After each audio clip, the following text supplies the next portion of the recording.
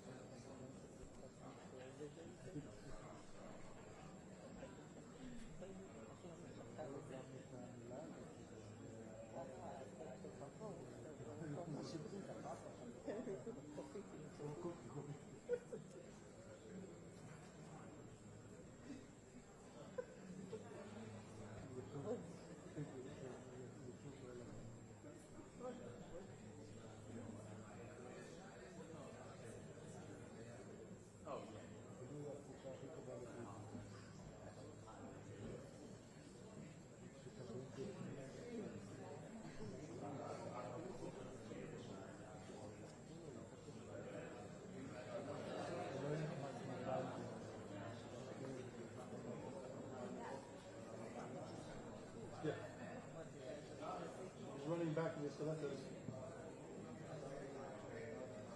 I don't know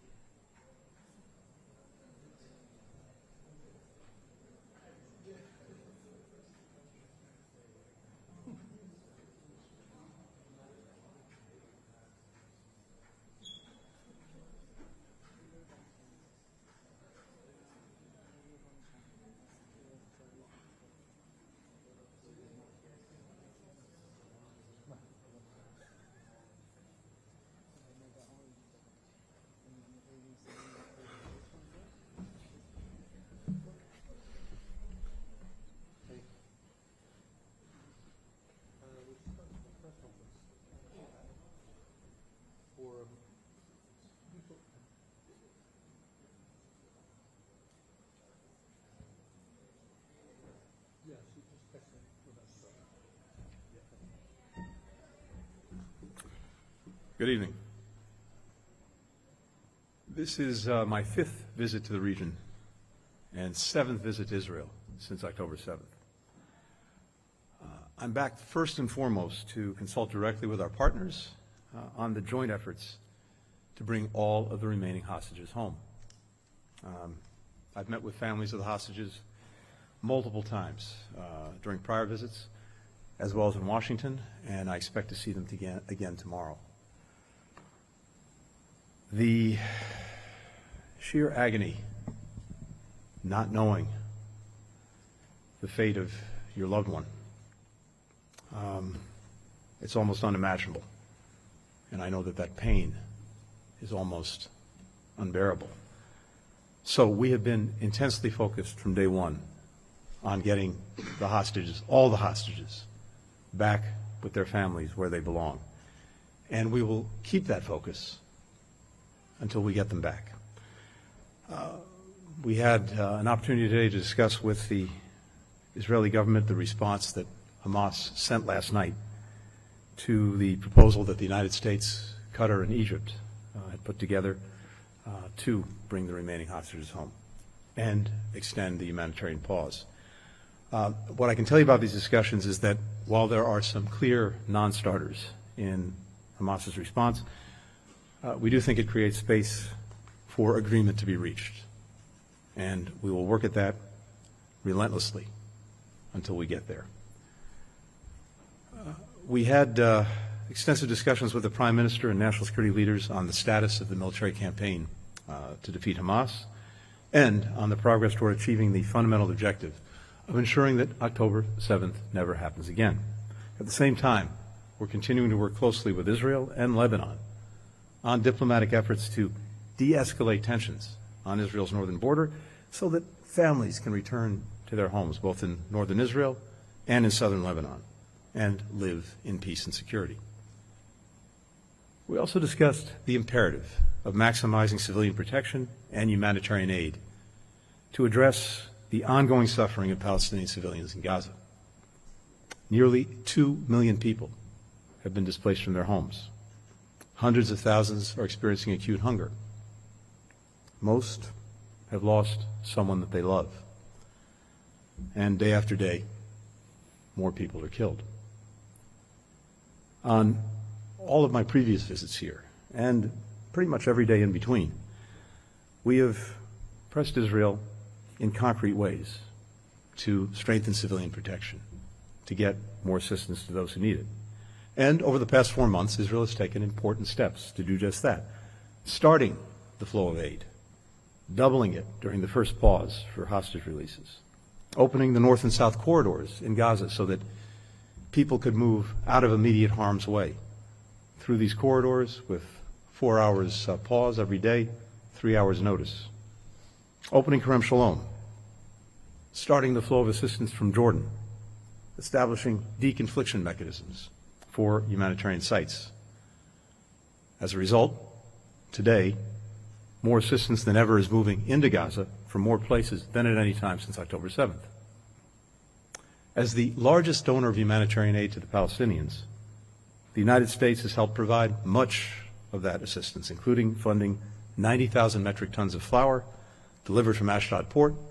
That's enough to provide bread for 1.4 million people for the next 5 months.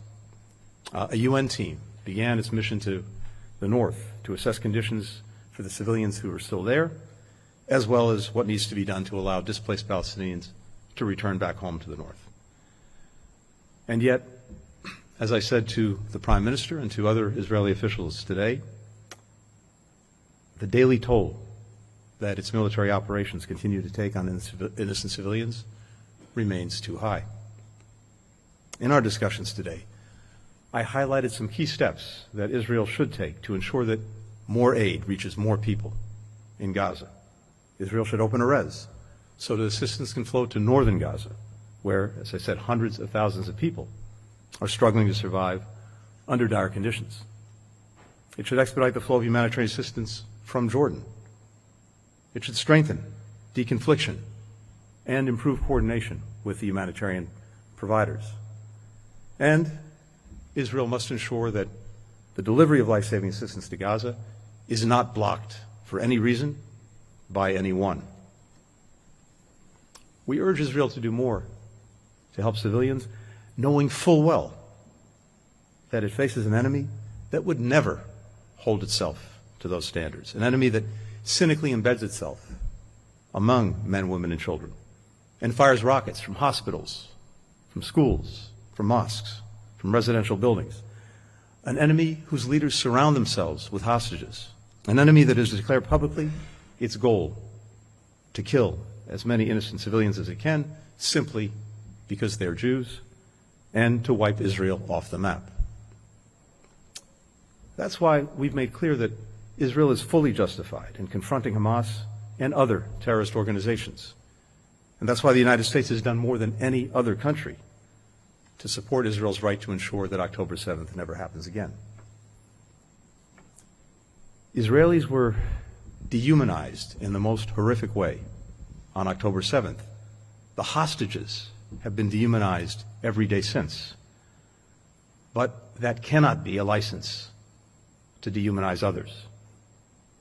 The overwhelming majority of people in Gaza had nothing to do with the attacks of October 7th. And the families in Gaza whose survival depends on deliveries of aid from Israel are just like our families. Their mothers and fathers, sons and daughters, want to earn a decent living, send their kids to school, have a normal life. That's who they are. That's what they want. And we must not lose sight of that. We must not lose sight of our common humanity. We remain determined as well to pursue a diplomatic path to a just and lasting peace and security for all in the region, and notably for Israel. And that diplomatic path continues to come into ever sharper focus as I travel throughout the region and talk to all of our friends and partners. An Israel that's fully integrated into the region, with normal relations with key countries, including Saudi Arabia, with firm guarantees for its security, alongside a concrete, time-bound, irreversible path to a Palestinian state living side by side in peace and security with Israel, with the necessary security assurances. Over the course of this trip, we discussed both the substance and sequence of steps that all would need to take to make this path real. That includes steps by the Palestinian Authority to reform and revitalize itself. And I reaffirmed the imperative of those steps in my meeting today with President Abbas. Chief among them, improving governance, increasing accountability to the Palestinian people, reforms that the Palestinian Authority is committed to make in a recently announced reform package, and that we urge it to implement swiftly. Now, we can see so many of the actors in the region lining up to move down the path that I just described. But some are not. Some are trying to sabotage that path. Iran and its proxies continue to escalate and expand the cycle of violence that we all want to break. We'll continue to defend our people. We'll continue to defend our interests in the face of such attacks, not to fuel escalation, but to prevent it. Finally, in my discussions today with the Prime Minister and senior officials, I also raised our profound concerns about actions and rhetoric, including from government officials, that inflame tensions, that undercut international support, and place greater strains on Israel's security. The people of Israel have sacrificed enormously to forge this nation and to defend it. They'll ultimately decide the right path to take, and whether they're ready to make difficult choices necessary to realize the vision of the long, elusive prospect of true peace and true security.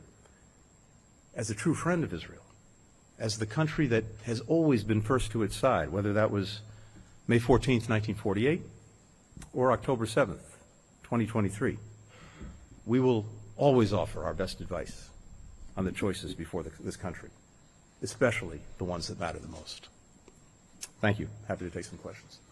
The first question goes to Zolan Connell-Youngs with the New York Times. Thank you, Mr. Secretary, for the question. Just have a couple for you here. I know that you said there's still room for agreement in terms of the negotiations over the release of hostages, but the Prime Minister, after you spoke with him, pretty bluntly dismissed Hamas's response, describing it even as ludicrous. I just want to clarify, is this response or these negotiations DOA at this point? And what specifically did the Prime Minister object to in that response? Also, the Prime Minister, shortly after you met with him, made clear that Israeli troops will be moving deeper into Rafah. Will the United States simply stand by as this action is pursued, even with 1 million Palestinians, more than 1 million Palestinians being held are in Rafah, seemingly with nowhere to go? And if I may, Congress is now moving ahead with a bill that would pair aid for Ukraine with aid for Israel. Would the administration endorse any potential package that once again prohibits UNRWA funding? Thank you. That's impressive. Now, I'm taking it that that includes the questions of all of your colleagues as well. Is that right? I don't think so. Couldn't do that to them. All right. Starting with the first part. Look, as I said, we've looked very carefully at what came back from Hamas, and there are clearly non-starters in what it's put forward. But we also see space in what came back to pursue negotiations to see if we can get to an agreement, and that's what we intend to do. And I'm not going to speak for Israel or anyone else involved, but again, we believe the space is there, and we believe that we should pursue it. With regard to Rafah, look, as I said before, Israel has the responsibility, has the obligation to do everything possible to ensure that civilians are protected and that they get the assistance they need in the course of this conflict. Any military campaign, military operation that Israel undertakes needs to put civilians first and foremost in mind. And I suggested, again, some ways to do that. And that's especially true in the case of Rafah, where there are somewhere between 1.2 and 1.4 million people, many of them displaced from other parts of Gaza. So we want to make sure, again, that in anything that's done, in any military operations, the situation for civilians is first and foremost in mind, and that the necessary steps are taken to make sure that they're protected and they have the assistance they need. You suggested some ways to do that. Well, I just went through a number of things that we urge Israel to do now on the building on what it's already done in terms of both humanitarian assistance and civilian protection. And as I said, in the case of Rafah itself, that's extremely important because it has such a dense population, including many people who've been displaced from other parts of Gaza. And on UNRWA, look, we were deeply concerned by the allegations that were made about the participation or involvement of some of its employees in October 7th. And it's imperative that, as the UN has said it's doing, that there be a thorough investigation, that there be clear accountability, and that there be clear measures put in place to make sure that this can't happen again, that personnel working for it were not in any way involved in terrorism or the events of October 7th. We know that the work that UNRWA performs, the functions that it performs, have to be preserved because so many lives are depending on it. And so going forward, we're going to look to the actions that are taken. And as I said, it's imperative that the functions be preserved. It sounds like the administration then would potentially support an aid package that still prohibited funding for UNRWA. I'm not going to get ahead of our views on hypothetical pieces of legislation. Although there was Thank you. already an aid package that the administration endorsed that prohibited that funding. I'll leave that to the next time. Thanks. Thank you, Mr. Secretary. For the next question, Gil Tamery with Channel 13. Mr. Secretary, thank you for the opportunity. Gil Tamari, Channel 13. It seems to be that the entire Biden doctrine vis-à-vis Israel, a future Palestinian state, and normalization with Saudi Arabia is collapsing. Netanyahu says no with capital N to any form of a Palestinian state. Saudi Arabia says a normalization with Israel will only be considered after an independent Palestinian state is formed in the 1967 borders, which is Jerusalem as its capital. So how does the U.S. intend to break this deadlock? And secondly, regarding the hostage deal, after we listen tonight to Prime Minister Netanyahu that says that Hamas's demands are delusional, how do you find the space, as you mentioned, for negotiation? And do you feel that Netanyahu is exhausting every possible option to bring back the Israeli citizens kidnapped and held hostage by Hamas? Or again, Israeli politics is intervening? And lastly, why did you cancel your visit tomorrow to Kerem Shalom? So this is good. I think we have a trend going of at least 3 questions per question. Last question first. There was no planned visit to Kerem Shalom, so there was nothing to cancel. One of the things we want to make sure, as well as I said, is that assistance be able to move smoothly and sustainably, but there was nothing to cancel. Second, I guess I'll go in reverse order. On the hostage agreement, again, I can only repeat myself.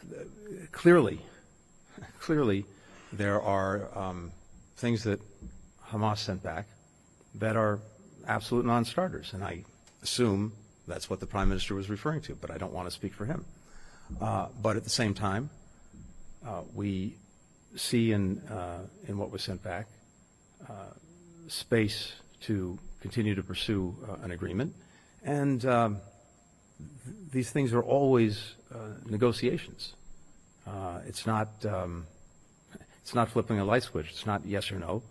There's invariably back and forth, and as I said, we see the space for that.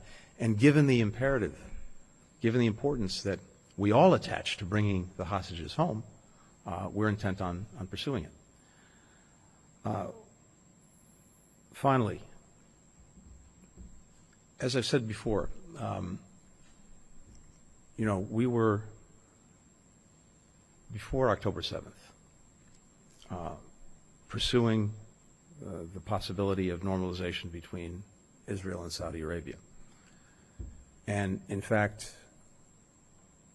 I was scheduled to come to Israel and to Saudi Arabia, I believe it was on October 10th, to pursue that, and in particular, to focus on what we already knew back then was a necessary Palestinian component to any normalization agreement. When I saw the Crown Prince in Saudi Arabia just a couple of days ago, he repeated to me his desire and determination to pursue normalization.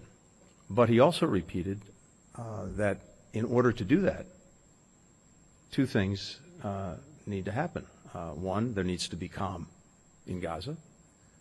2, there needs to be a clear and credible pathway to a Palestinian state. So, as I said before, you can see the path forward for Israel and for the entire region with integration, with normalization, with security assurances, with the pathway to a Palestinian state that entirely changes the equation and the future for the better, for Israelis, for Arabs, for Palestinians, and in so doing, isolates groups like Hamas, isolates countries like Iran that want a very different future. But as I also said, going down that path, pursuing it requires hard decisions. None of this is easy. And so it will be up to Israelis to decide what they want to do, when they want to do it, how they want to do it. No one's going to make those decisions for them. All that we can do is to show what the possibilities are, what the options are, what the future could be, and compare it to the alternative. And the alternative right now looks like an endless cycle of violence and destruction and despair. We know where the better path lies, but I don't minimize in any way the very difficult decisions that would need to be made by all concerned to travel down that path. Anton LaGuardia with The Economist. Thank you very much, Secretary. Can you, you've used some very specific words in describing this vision for a better path. What do you actually mean by clear, credible, irreversible, time-bound path to a Palestinian state? And in Qatar, and again today, you spoke about security, Israel receiving security guarantees and assurances from its neighbors. What does that actually mean? What's on the table for Israel if it goes down this path? And would that include additional U.S. assurances to Israel on top of the arrangements that currently exist? Thank you. Look, I'm not going to get ahead of things or get into specifics. I think those words speak for themselves. How they're defined, how they're made real, that's the subject of diplomacy. It's very much the subject of the conversations that I've been having in the region, as well as here, as we flesh that out and give real substance to it. But I don't want to get ahead of it. What I can only add in response to the rest of your question is, it's clear to me from talking to many of the countries in the region that they're prepared to do things with and for Israel that they were never prepared to do in the past, including steps that would further address any security concerns it might have. And similarly, the United States is prepared to do that too. But the details of that, the substance of that, these are all things that we continue to talk about in these conversations, in our diplomacy, and we'll bring it into ever sharper focus. Because at some point, yes, it will be very important to put forward exactly those details and see if, for all parties concerned, there is a credible pathway to walk down. And again, I believe that there is, but there remains a lot of work to be done in the weeks and months ahead. The final question goes to Mohammed Jamjoon with Al Jazeera English.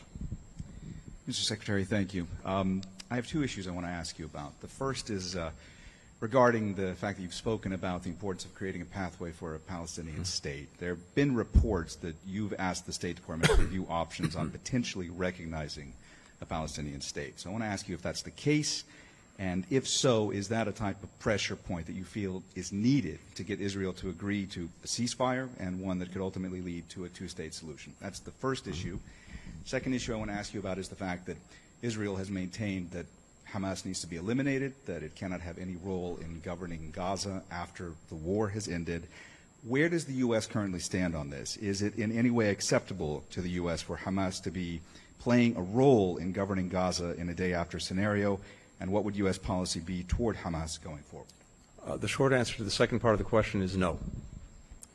As to the first part of the question, look, as I just said, there are a number, as we're defining the path forward, including the pathway to a Palestinian state, there are a number of policy options that people may propose as part of that process. But our focus today is on all of the diplomacy needed to bring it about, including, again, getting ideas, getting proposals from all concerned, and putting those together in a credible and clear plan. So that's where we are, and as I said, we'll continue to have these conversations, to engage in that diplomacy, to really sharpen the focus on all of the different elements that would be necessary, that would be involved, and that each of the parties believes is important. Thank you. Thank you. Thanks, everyone, and apologies for keeping folks late. Hope you get a chance to have some dinner. Thanks.